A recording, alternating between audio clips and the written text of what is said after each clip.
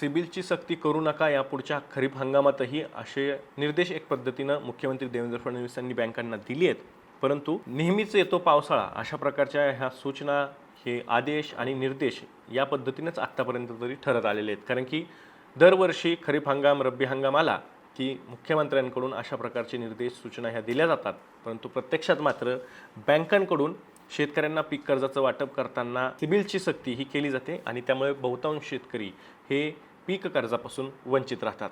खरं तर एक प्रकारे बँका यातनं कर्ज वाटपाला आखडता हात घेतात आणि त्यामुळं कृषी आराखड्यासाठी जे काही आराखडा जो काही ठरवलेला असतो या बँकांच्या मीटिंग्समध्ये तोही पूर्ण केला जात नाही.